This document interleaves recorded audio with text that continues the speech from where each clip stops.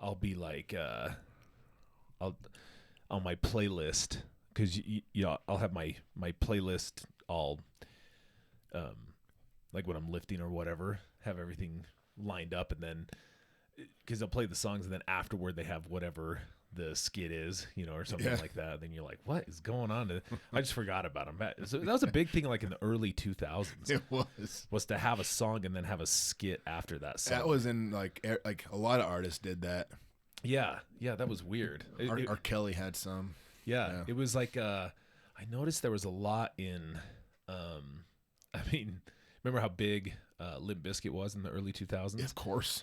And they after every song, like because I'll just download it from like Apple Music, and then it'll be on there, and then I'll just listen to it. It's kind of weird. So, Dude, for some reason that reminded me, like, remember at Nuke, and I got to give you credit, you leaned into it, but I had the group convinced that you had a Hatchet Man tattoo, tramp stamp. Yeah. Which. It was kind of funny because I don't know where that threshold crossed from, like ICP just being some trash band to being a gang like the Juggalos. You know what I mean? Well, it was like, and I love the funny music. It was like it was just kind of like humorous, like it was definitely a novelty. Right. Like stuff you'd never heard before. Right. And carnival rap. Yeah, I guess. And then they had some catchy tunes, I guess, but yeah, it was so funny because I remember we've worked with a couple of Juggalos, and I love the reframe too. They're like, well, it's not a gang, it's more of a family. I'm like, it's a gathering of the Juggalos. Oh, okay. Yeah. That would be, I remember that was such a big thing, like the gathering. How fun would that be to go to? Oh, amazing. I mean, people I know, watching off the hook. Dude. I know we're planning on going to Sturgis, but which is way out of our element, but I mean, that would be another level of out of our element. Yeah. I think I do just fine there though. You'd be all right. I know how to blend in. Not like when we went to EDC. Yeah, we were out of of our element there. I don't look good at all. Yeah, dude. Speaking of nostalgia, how cool is it that Ragnar's happening? Man, it's back. I know. Good for you, freaking Ragnar. Like, so that the Wasatch back. Man, and that came with I made it a point to, because I'd always get like promotional emails from them, and I would always at least once a quarter send them back. I didn't know you were doing that. An email say, what are you going to do about the Wasatch back? Because they just would they ever respond? Yeah. What did they say? They did tell me on a couple of occasions, like, pay attention for 2024, and but then I just wasn't optimistic because they had that sprint, which is like a half of it, which is kind of the same thing. Yeah, it just isn't the same thing. So it's too easy or something. It's not. Like, there's something about Ragnar where it's like there's that point during the relay where it just sucks. Yeah. It's after the second leg, maybe about midway through the second leg, where it's like you still have a whole nother leg to go, and you're gonna cramp up even more. Yeah, that doesn't exist in the sprint, and so it's just kind of like you just kind of go jog for a day, and then there's no hell to pay. There's no overnight. People probably want to know what we're talking. So this is a relay race that we're doing in June, early June, and it's it's like 200 miles. That's not that big of a deal because there's like 12 of us, but we're in two different vans, and so you run a leg, and then you pass the baton essentially off to the second van, and then you go to another location and wait for them to run. It gives you basically just enough time to chill out, eat something, and get tired and get ready. Each person runs 3 total times. You have about 10 hours between runs. So you'll run 5 miles, 10-hour break. You'll run 6 miles, 10-hour break, and then maybe run another 5 or 6 miles. Yeah. And that late night one. And I'm just going to make sure nobody in our van gets any sleep, which is really hard to do anyway. Like when you're doing that, that's part of the fun of it. That's what you miss with the sprint. And the nonsense that comes out of our mouths too. Some of the funniest shit we've said happens like on no sleep for sure, while in physical pain. I know. Yeah. Hey dude, I got to give this to you. I forgot about this. So this is a challenge coin from the Tipanogus Community Treatment Center. Yeah. So that was Cody Floyd gave that to me. Beautiful. Give to you. Hey, all right. Yeah, you weren't able to come there for that. I wasn't. Where's my challenge coins when you get challenge coins when I'm not there? Didn't I get you one? No. At never. For Nuke. No. This one right here, Steve Yates gave to me after I ran a relay for him. Have I not given you any? No. Bonneville. I gave you Bonneville. No, I've never gotten one from you ever in my life. Yeah, where's Bonneville's? It doesn't. You didn't give it to me. You probably have 2 of them. I've been meaning to get that to you. Well, yeah, thanks, Cody Floyd. 4 years later. Oops. That's cool. All right, well, we'll work on that. So so actually, this was something that I've been meaning to talk about since back in December, because one of the owners of Alpha Counseling, Adam, you know how he just loves sending news clips, like anything related to the KSL. Boom. Right, anything related to that, and he sent me one of these, and so I wanted to review it with you. And it has to do with the registration, and the registration is kind of the sex offender registration. It's kind of a controversial topic, I guess, in some circles, sometimes not, but I just thought it was, because it was local, and then it's talking about something that's a little bit bigger, and then there's, plenty of research to kind of go against this. But what was cool is I found a really cool research article that was associated with this. So I wanted to spend time on going over that, since, I don't know, it's been a minute since we talked about the registry, hasn't it? Yeah, I can't remember the last time. Yeah. So, in any event, though, let's get into this. So here's the clip I put together for us here. Let me just go ahead and play this.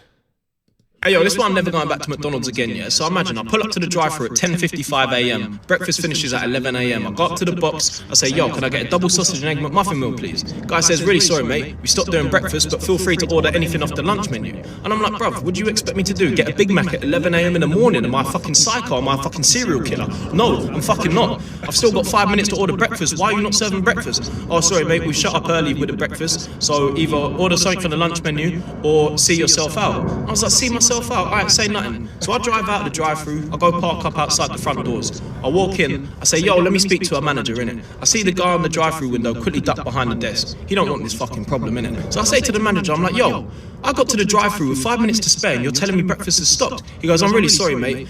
We packed up breakfast early this morning, but as a way to say sorry, how about I sort you a Big Mac meal?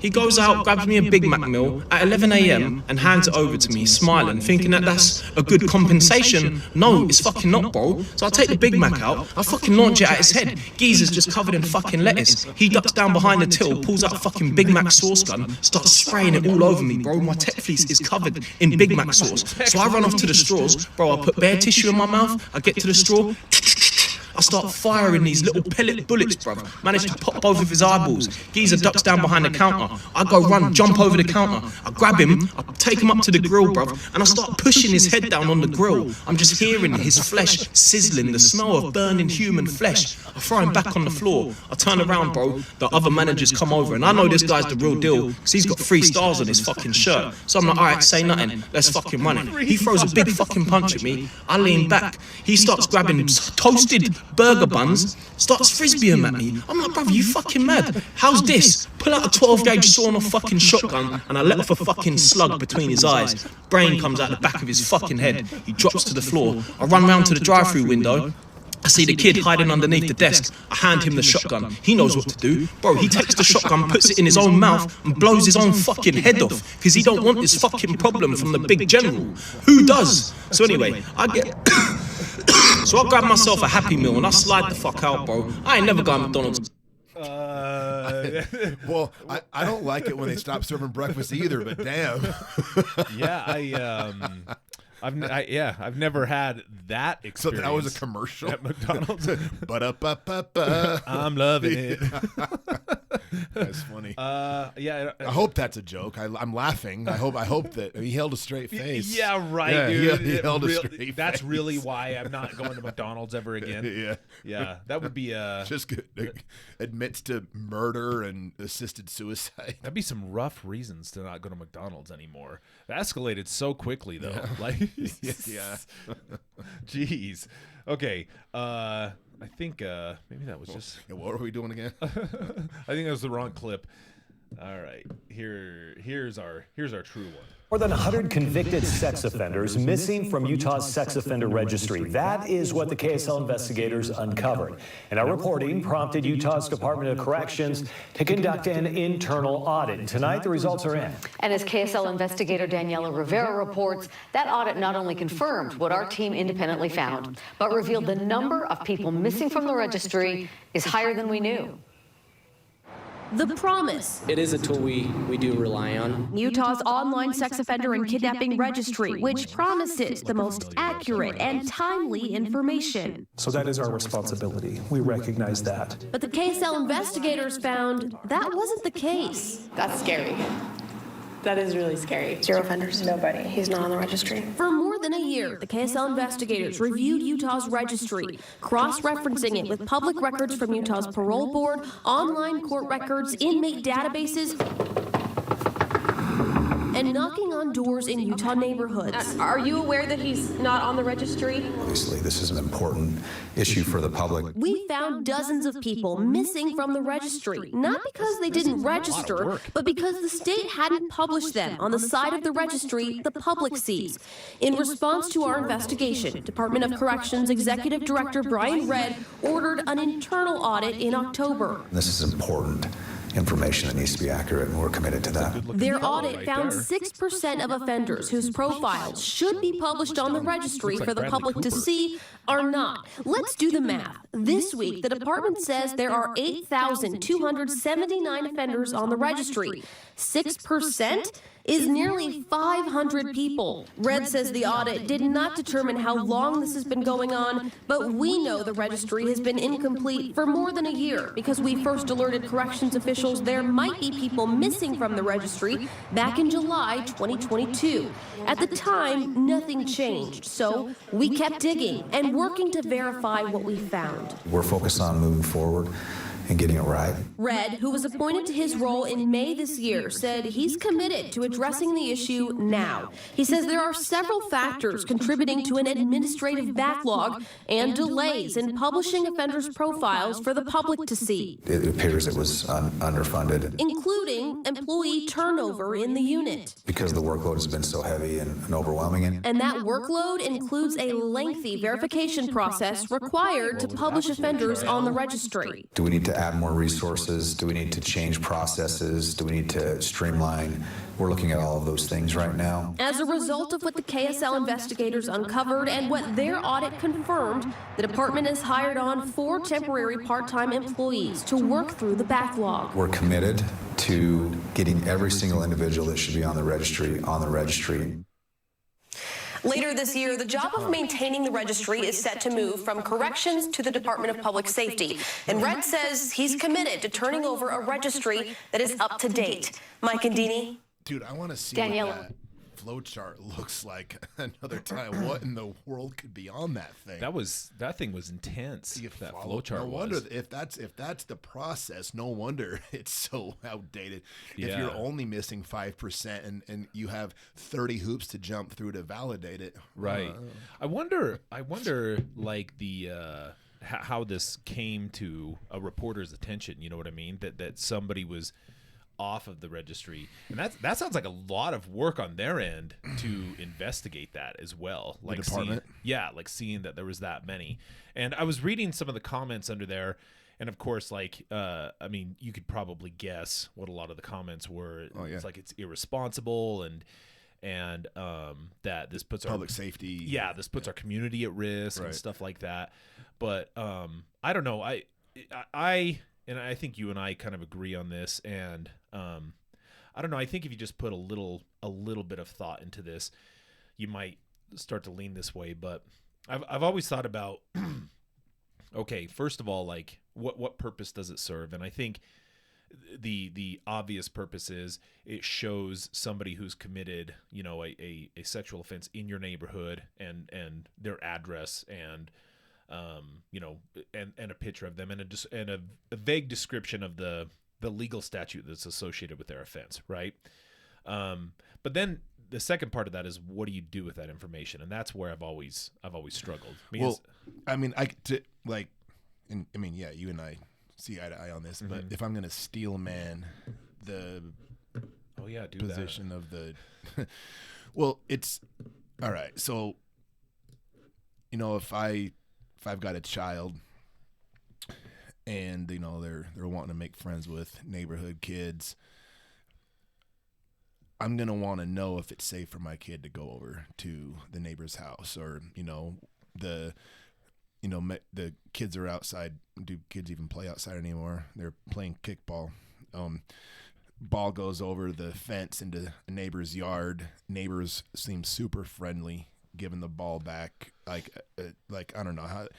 I'd want to know, who is this dude? Do I have something to worry about? And so it would be a peace of mind to know that the people in my neighborhood at least haven't been convicted of a sexual offense. And that's where I think a lot of people line up on advocating for the registry. Well, I guess depending on where you live and you look at your neighborhood, you'll find out that might not be the case, that there probably are, registered sex offenders living in your neighborhood. Now, so that goes to the next question. You're saying that basically if I would have peace of mind knowing that there's no offenders living in my neighborhood.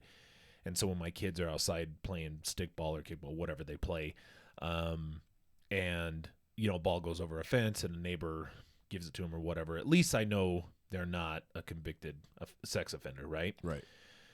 So what if that is the case? What if you look it up and there's 1 or 2 or 3 that live in your neighborhood? Well, then what? I guess as a parent, if I at least know this house houses somebody that's got a sex offense, I guess I could kind of have the stranger danger talk with my kid and just say, hey, avoid this house. If this man, come and tell me if this man talks to you, and just sort of, and again, just peace of mind for me to know, just so I know who's in my neighborhood, and so that I can look out for my kids.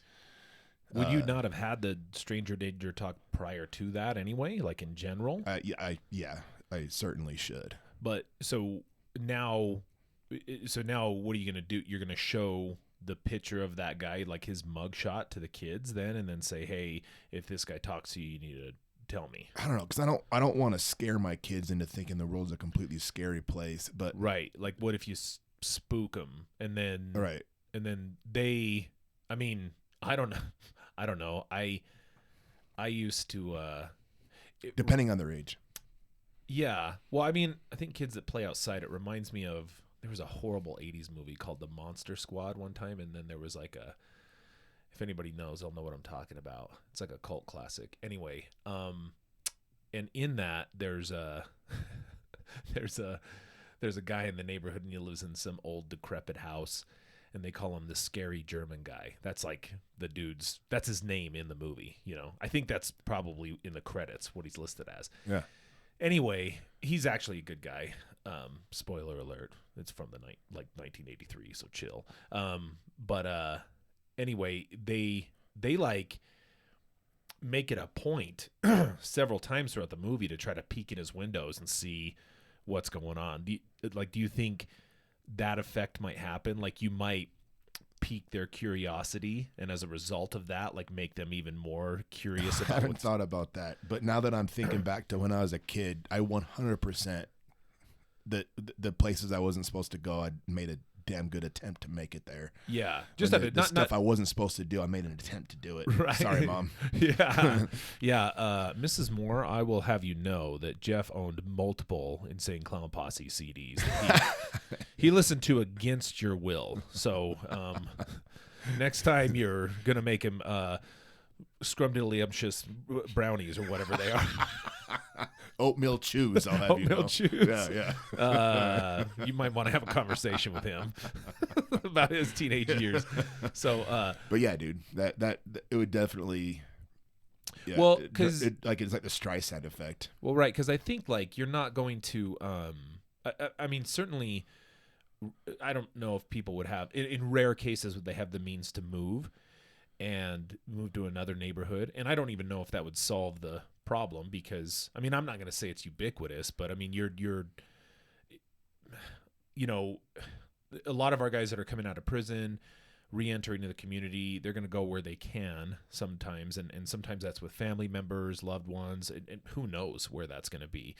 And then sometimes they, will be encouraged not to all congregate kind of in one area as well, in terms of living arrangements. So, yeah, I don't know if people would have the means. And then also I wonder, well, would they adopt any like changes in their own behavior?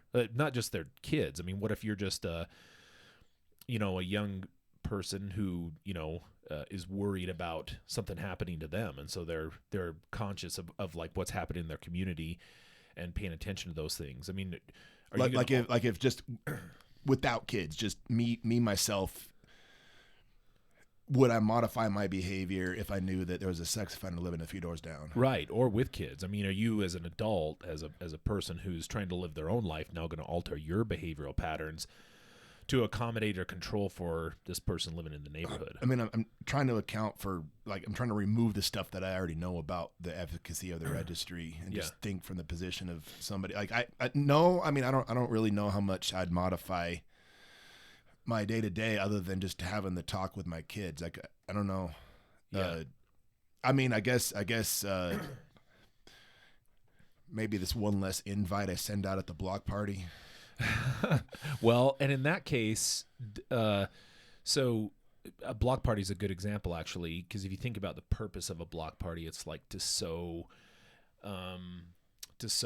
relationships within the neighborhood, right? And to make people feel welcome and to strengthen a neighborhood. I don't know if you remember, a few years back we went to a block party, and this was downtown Ogden, like middle of Ogden, with our friend Aaron. Do you remember that? Oh, at his family's party, right? And that's like mid Ogden, right? And Ogden is not, for listeners who don't know anything about Ogden, Utah. I mean, his block was cool. His block party was cool. Well, sometimes people in Salt Lake, which is our capital, and there's like seedy places in Salt Lake, West Valley and stuff, they'll even be like, don't go to Ogden, bro. Like, so Ogden sometimes is looked at as like the ghetto in a lot of cases.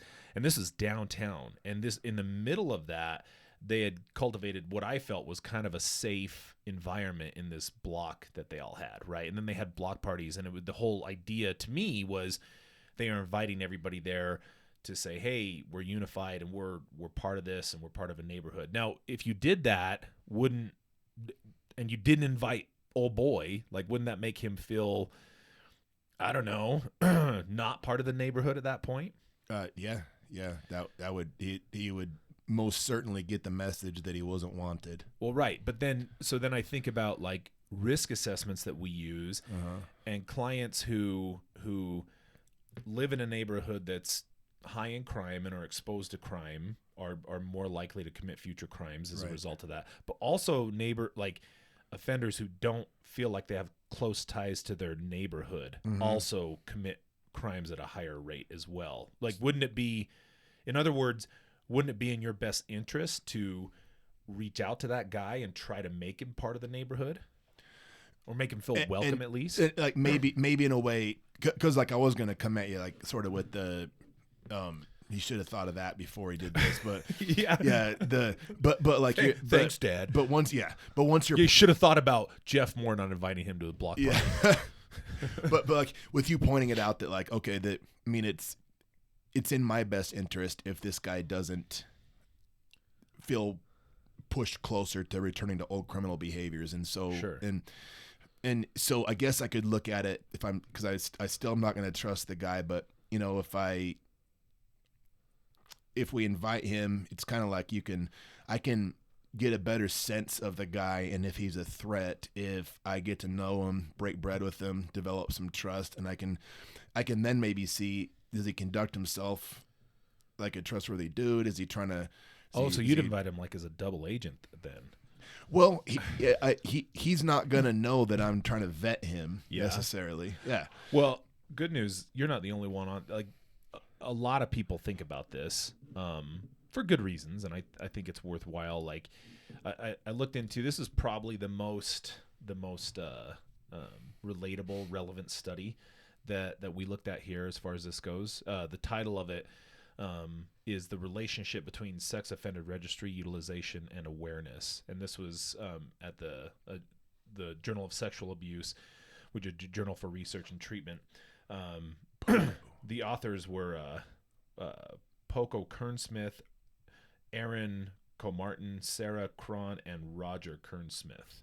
So I wonder if the Kernsmith are related. They've got it. What would the chances be they're not? So basically the abstract, kind of a summary of it, this examined the impact of sex offender registry policies, investigating the utilization of publicly available registries.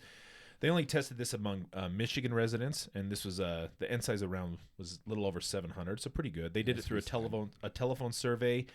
The respondents were questioned about their use of the registry, their perceptions of sex offenders in their community, and the findings revealed that only a small percentage of them had actually utilized the registry, and that the reasons for that were just they weren't interested, or they had the perception that they lived in a safe area, and like you were referencing, absence of children. They didn't have any thoughts about that.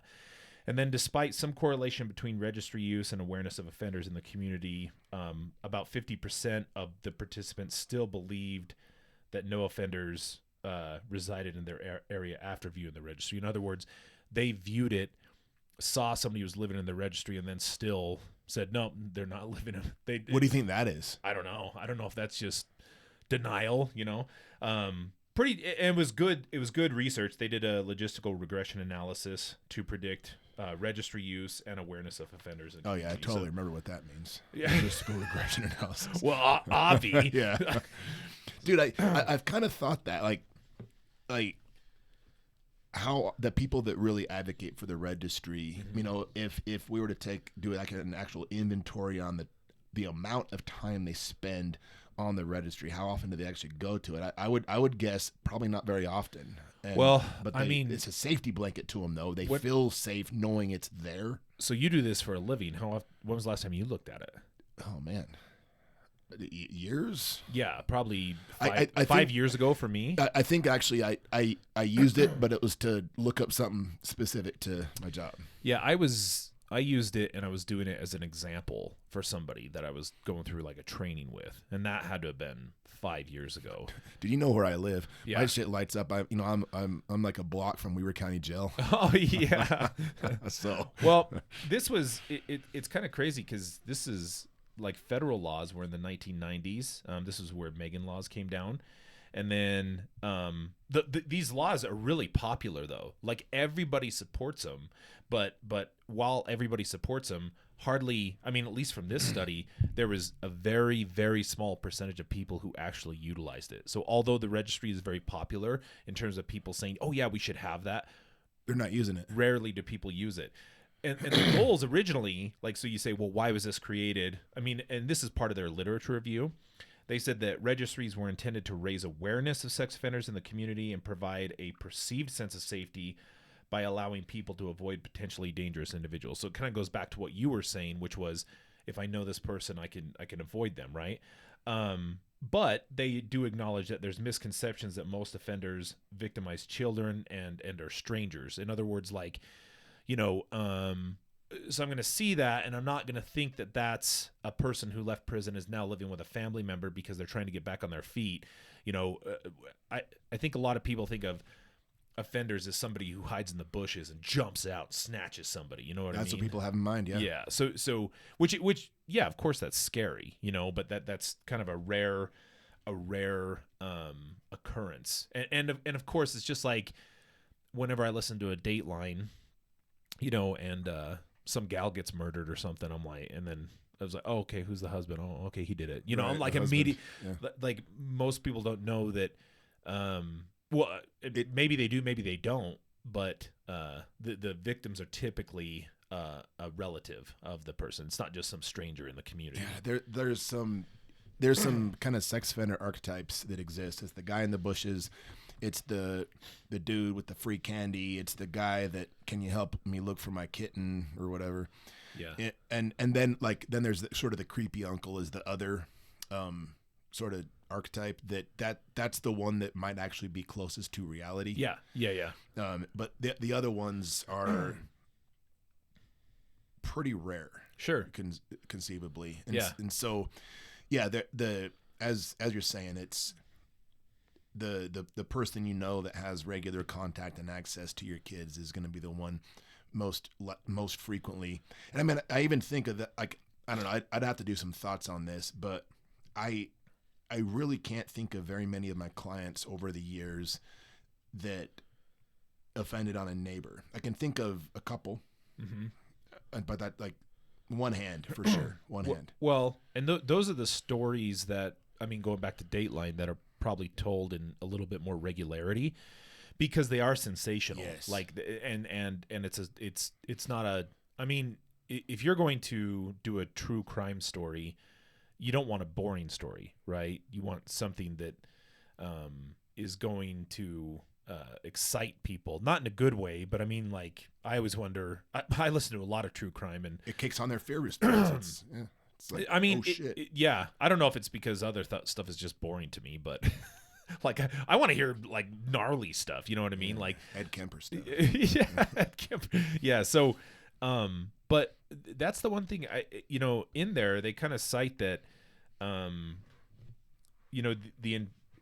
there is some intent to deter offenses, but the research indicates that, like, registration and community notification does not significantly decrease offenses, which kind of makes sense. Like, I've never, when I'm talking to my clients who have reoffended, but were for a period of time maybe able to implement some of their techniques, or like, and I ask them, well, what was the end result? They never say, well, I was really scared of the registry. The registry is neither here nor there to them. Like, they don't perceive it's a burden to them in terms of, like, their privacy, but it's not a deterrence for future crimes. You know what I mean? And like, I don't know. And one thing it says is, public notification may just increase fear in communities without necessarily leading to any behavioral changes in individuals. So that kind of goes back to my question to you was, are you going to change your behaviors? The answer is probably not, right, because you can't give up work. You're not going to, what are you going to do? Right. And then you're just going to, sit out on your lawn chair all day or something? Keep an eye on them. So now you just live in fear and you haven't made any behavioral changes. And just from a mental health perspective, that's just not a great place to be. No. Like, I'm constant, state of anxiety, but then I don't do anything to modify that. I mean, if my fear and the corresponding behavior that comes from that fear would be effective in helping me care for my kids, then it would make some sense. If a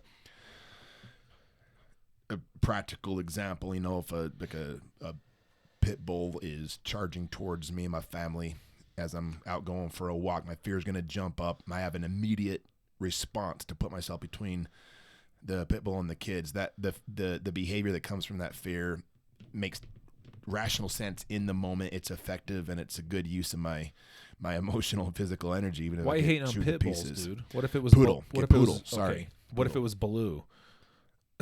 That little sweetheart. Yeah, he is a sweetie. Yeah. I get it. They compared to a poodle, which those things can be vicious. Yeah. They it's all depending on their cut too. Like, poodle, you can't really change the appearance of a pit bull very much. Yeah, they're just intimidating. Period. Yeah, you know what I mean? Super athletes.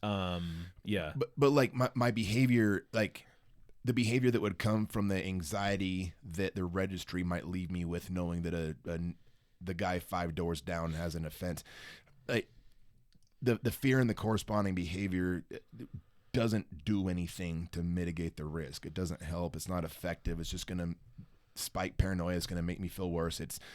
There's loads of research. This has been studied multiple times that it doesn't make an impact on recidivism. Yeah, and I kind of didn't want to focus on, because we may have talked about that before, like the impact on recidivism, but I wanted to look at, like, how much people use this, because the news story that started this, not the McDonald's one, but the news story that started this was kind of like an oh my hell, like, there's almost 500 offenders that are not on the registry. It's like you weren't checking anyway, bro. Right.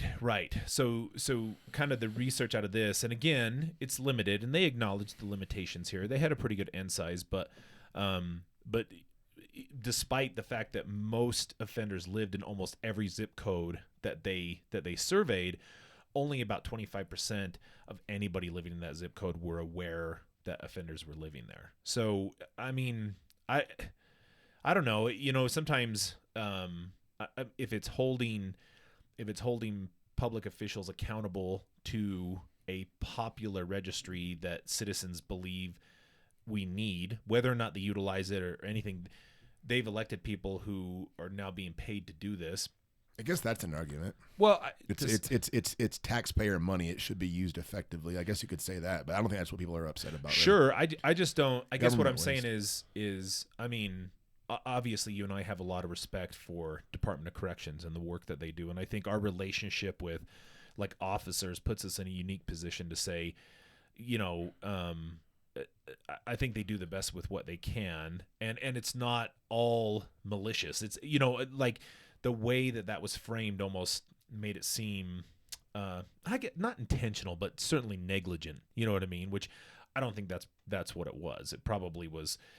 I don't know. You saw the flow chart, so yeah. it seems like a process, and also there.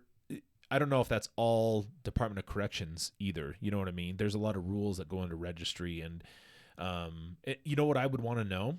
What the research I would want to know is because there is a crime, third-degree felony of a failure to register, and I would want to know the percentage of all offenders who are supposed to register, how many of them fail to register. And if that number is 6%, well, then wouldn't that explain? What if that was it? Man? Right, well, that's what I'm saying. Yeah. You know what I mean? Right. But it's not that they didn't do a good job. Like I said, they did a lot of work putting in the research to figure that out. But it just calls into question, well, what's really happening here? Is it that these guys failed to register and that's why they're not on there? Was it just because, I don't know, there was a downturn in the people who managed to put people on there or whatever, and because this is what people don't understand is most of the time that's done by the offender in the community. They just go and put their information in there. Their PO checks to make sure it's on there, and then there's kind of a registration police that they check in with from time to time as well. Uh-huh. But it's not, I don't know. Twice a year. There's not a bunch of people in a room just inputting information on these guys because they move, they get, they change homes, they didn't get different jobs, all the rest of it. So I don't know. I mean, it draw my attention to it, but I don't know if it uncovered some salacious story. You know what I mean? No. I don't know. I wish that some of the information that we're talking about got more coverage on the news about, like, again, if it bleeds, it leads, however that saying goes. It would be nice, though, if news organizations put some context to it, saying that, 6%, 600 people, however many, or whatever the number that they said was, it's not matching up. With that said, let's put that into some context. Here's what the registry does. Here's what it doesn't do, and here's what to make of it as a citizen. And maybe here's the degree to which it should be something that causes you significant fear. Right. And the last part here I thought was kind of cool. It kind of validated where we've come from before on this was implications, interventions. They were saying that, well, some of the interventions may focus on informing residents about the inclusion of offenders who offend against adults and children, like in neighborhood type things, to make them feel more included, and therefore they probably won't try to trash your neighborhood by doing something like that.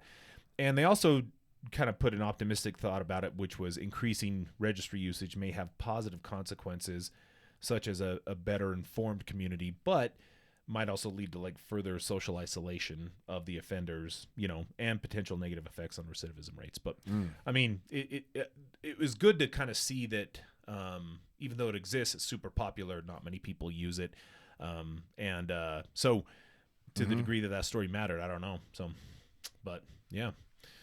So to be continued, I guess, right? Yeah. Maybe there's a follow-up. No immediate solution. So. Yeah, there's not. Nope. Okay, cool. Well, we solved nothing. Thanks, everybody. Okay, see you next week. Okay. Dude, that McDonald's shit is so goddamn funny. It's when you're listening to it at first, you're just like, but you're not expecting it to. Yeah. Go to fucking bed. I love the. I'll pull across the drive-through. I'll give him a shotgun. He knew what to do. Yeah, that's the best part. Like, the scenario unfolds to that. Like, that's. I love.